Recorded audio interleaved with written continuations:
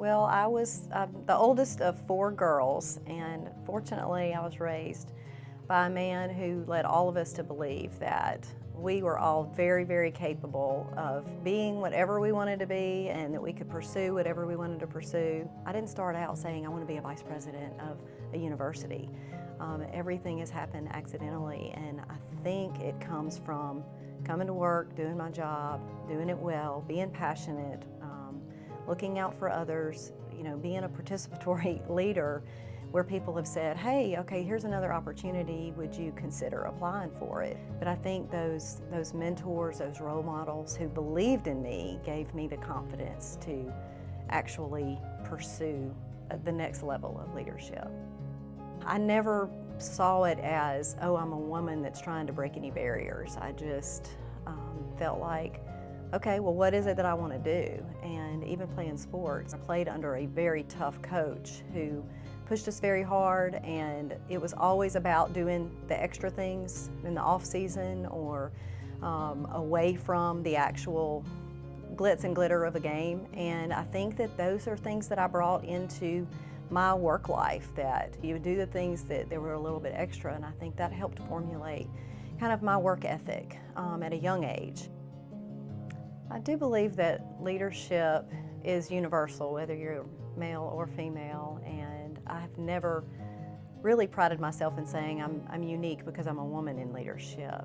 But I do think that being a woman in leadership has great responsibility because everybody needs to see somebody that looks like themselves, and I try to be that person that lives out leadership. That's not just I have a title, but that I have a responsibility with that title to lead by example, to serve alongside people that I supervise, but also as part of this institution to always be looking for ways that we can improve the experience for our students, for our employees, and for our community. I was blessed with people who saw the potential in me and that encouraged me. And sometimes I think in leadership, we have to recognize the potential before other people even see it in themselves. And I think each of those experiences and each of those mentors along the way just really formulated my confidence and my abilities to say, oh, I really can do this. I think we as leaders have a responsibility to really pursue the next generation of leaders, and so I constantly am looking for opportunities to be an encouragement. I think it does have to be something that we're purposeful in doing. We have to be very, very intentional to encourage those. But I think what I try to do is see those students, and especially at a place like the University of West Alabama, where we are serving a community where we need our future leaders to be developed here.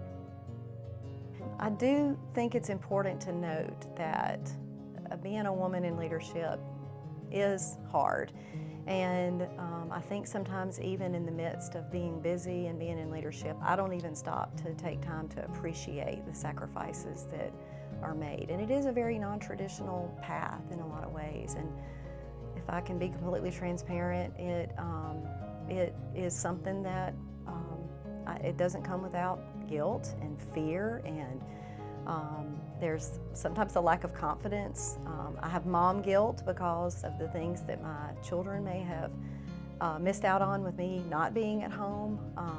But I will say that I've been so blessed to have a support system, and I think in looking for a leadership path, you have to have a strong support system that is going to be there. In my case, it's my husband, who has never made me feel guilty for wanting to be a career-oriented woman who wants to pursue leadership, and sometimes that meant I wouldn't be home and he had to pick up the slack at the house.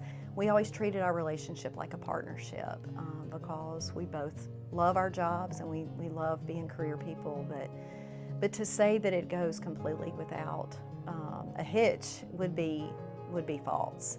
I do believe that in leadership, whether you're a man or a woman, there's sacrifices that are made, and there's guilt that's going to happen, and there's challenges that are going to come along the way. But I think it's how you push through those things and persevere and come out on the other side that makes you better.